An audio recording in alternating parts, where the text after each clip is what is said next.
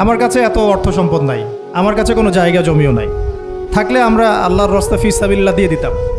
যাদের কাছে আছে তারা এগিয়ে আসেন, প্রতিষ্ঠান গড়ে তোলেন, প্রত্যেকটা এলাকায় এলাকায় একটা করে মেয়েদের মার্কাজ গড়ে তোলেন, টিচারদেরকে আমরা ট্রেন করে দিব ইনশাআল্লাহ, সিলেবাস আমরা দিয়ে দিব ইনশাআল্লাহ, মুআল্লিমা আমরা পাঠাবো ইনশাআল্লাহ। একটা এলাকার বোনদেরকে যেন বাইরে যেতে না হয়, সেই এলাকার মধ্যেই তারা 100 জন 50 জন বসে বসে দিন শিখবে। সম্ভব না এটা করা? অনেক আগেই সম্ভব ছিল এবং জরুরিও ছিল, কিন্তু আমরা অন্যদিকে বেশি ফোকাস করছি। মেয়েদেরকে সত্যি এখানে আমরা অবহেলার মধ্যেই রেখেছি। এখন আমার মেয়ে হয়েছে বলে আমি খুব কনসিয়াস যে আমি এখন মেয়ে নিয়ে কী করবো, আমার মেয়েকে আমি কীভাবে বড় করব। এখন তো আমি মেয়েকে পড়তে অন্য কোথাও পাঠাবো না, কারণ সিকিউরিটি কনসার্ন। আমি আমার মেয়েকে কোথাও মেসে থাকতে দিব না, সিকিউরিটি কনসার্ন, এবং আমাদের গায়রতের খেলাফ, ব্যক্তিত্বের খেলাফ। তাহলে আমার মেয়েকে পড়াশোনা করানোর জন্য আমাকেই প্রতিষ্ঠান গড়ে তুলতে হবে, এবং এমন প্রতিষ্ঠান যেখানে আমার মেয়ে দুনিয়াবি জ্ঞানও পাবে, পরকালের জ্ঞানও।